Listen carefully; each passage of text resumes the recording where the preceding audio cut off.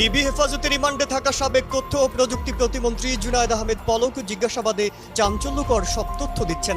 4 ব্যক্তির পরামর্শে আন্দোলনরত ছাত্র নেতাদের তুলে নিতে নিরাপত্তা বাহিনীকে নির্দেশ দেন শেখ হাসিনা। যে 4 জনের কারণে শেখ হাসিনার পতন, ভেতরের গোপন তথ্য ফাঁস করলেন, আতঙ্ক ভয় লুকিয়ে আওয়ামী লীগের নেতাকর্মীরা, থাকছে ইন্ডিয়ান এক্সপ্রেসের প্রতিবেদন। আসসালামু আলাইকুম, আমি নাইম দক্ষিণ কোরিয়া থেকে। দেশের অবস্থা ভালো না, আওয়ামী লীগের অবস্থাও ভালো না। বাংলাদেশের জন্য দোয়া চাই। আর আওয়ামী লীগের যারা নেতাকর্মী আছেন, আমার এই ভিডিওটা শুনলে ভাববেন যে ভাই একদম শতভাগ সত্যি কথাগুলোই বলছেন। আজকে বাংলাদেশের বিভিন্ন জায়গায় বন্যা পরিস্থিতির আগ পর্যন্ত অনেক আওয়ামী লীগের নেতা বাড়িঘরে ঘুমাইতে পারে নাই। এমন না এই যে সবাই খারাপ ছিল, ভালো মানুষগুলো ঘুমাইতে পারে নাই দলের বিভিন্ন পদ পদবীর কারণে।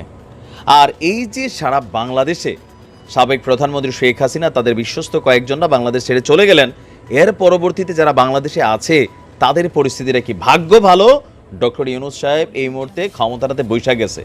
যদি তিনি না বসতেন পরিস্থিতি যে কি পরিমাণ ভয়াবহ হইতো সেটা কল্পনাও করা যায় না। আত্মগোপন আছেন অনেক নেতা। ভারতের আন্তর্জাতিক গণমাধ্যমগুলোতে সাক্ষাৎকার দিয়ে বলছেন চারজন মানুষ বাংলাদেশ আওয়ামী লীগের পতন ঘটিয়েছে। শেখ হাসিনার আজকের দিনের জন্য 4 জন মানুষ দায়ী। শেখ হাসিনা তার নেতাকর্মীদের কথা খুব বেশি শুনতেন না, একটা বলয়ের মধ্যে ঢুকে গিয়েছিলেন। নির্দিষ্ট কয়েকজন মানুষের উপর নির্ভরশীল হয়ে গেছিলেন। তাদের সুবুদ্ধি কুবুদ্ধিতে আসলে আওয়ামী লীগের আজকের এই পতন। আওয়ামী লীগের অনেক নেতা কল্পনাও করে নেবে, আমিও করি না, অনেকেই করেন না যে এত সহজে তিনি দেশ ছেড়ে পালাবেন।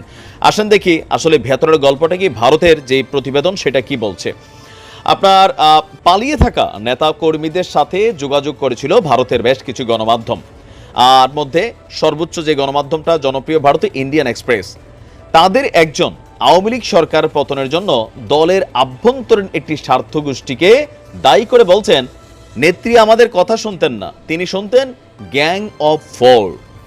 নতুন শব্দ হলেও আওয়ামী লীগের ভেতরে এটা সবাই জানে গ্যাং অফ 4 কারা। ছবি দেখছেন তো, তারাই হচ্ছে গ্যাং অফ 4। বলা হচ্ছে যে এই 4 জনই তারা যত বুদ্ধি টুদ্ধি দিত, সুবুদ্ধি কুবুদ্ধি, তারা ভাবতো যে তারাই সবচেয়ে বেশি বোঝে। আর দিন শেষে আজকে এই পরিণতি। কিন্তু এর মধ্যে একটা ধরা খাইয়া দরবেশ আবার কিন্তু শেখ হাসিনারে উল্টা সে ফাঁসাই দিয়েছে। গ্যাং অফ 4 তারা কারা?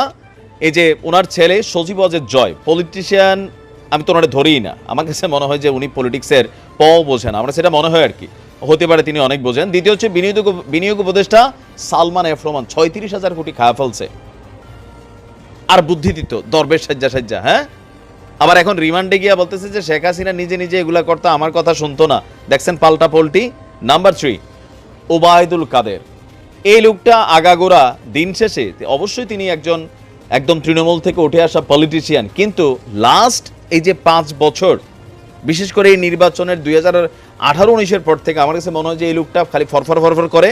মানুষ কি তার কথা শুনলো নাকি শুনলো না, বিশ্বাস করলো নাকি করলো না, ডাজেন্ট ফ্যাক্ট, বলা দরকার বলতেছে। আর নাম্বার 4 কালামাগুর, দা গ্রুপ গ্যাংয়ের বস ছিল, যার হাতে অনেকগুলো ডিপার্টমেন্ট ছিল। পুলিশের আজকের দিনের জন্য যে দায়ী সাবেক স্বরাষ্ট্রমন্ত্রী আসাদুজ্জামান খান। মানে যখন আবু সাইদকে গুলি করা হয়েছিল তখনই উচিত ছিল সিদ্ধান্ত নেওয়ার। আওয়ামী লীগের এই নেতারা বলছেন যে 4 জনের এই দল শেখ হাসিনা এবং আওয়ামী লীগের পতন ঘটিয়েছে। এই ব্যক্তিদের উপরই শেখ হাসিনার অন্ধবিশ্বাস ছিল।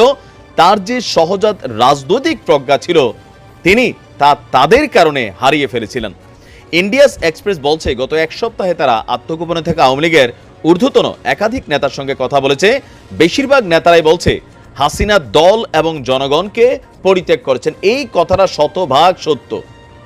জনগণের ভাষাটাই বোঝে নাই, দলের ভাষাও বোঝে নাই। সিন্ডিকেট ক্রিয়েট হয়ে গেছে, কারে নির্বাচনে নমিনেশন দিচ্ছে, কি করতেছে, দরকার ছিল কোনটা, এতগুলা ছাত্র মারা গেল, দরকার ছিল তিনি এই বিষয়ে কথা বলা, তিনি এসে বললেন বিটিভি। তো দিন শেষে আওয়ামী লীগের নেতারা তো বেশি বাটে পড়ছে, তারা তো আর ওই লেভেলে বাটে পড়ে না। কালামাগুররা, দরবেশরা বিলিয়নস অফ ডলার কামাই ফেলছে। এরা জেলে থাকলেও মনে করলেন ডিভিশন সুবিধা থাকবে, আপনি কোন সুবিধা থাকবেন? তো স্বাভাবিকভাবে এই নেতারা বলছেন যে দুর্নীতি, চাঁদাবাজি, নির্যাতন, পুলিশের নিষ্ঠুরতায় জনগণের মধ্যে যে ক্ষোভের সৃষ্টি হয়েছে তা আমরা বুঝতে পারতেছিলাম।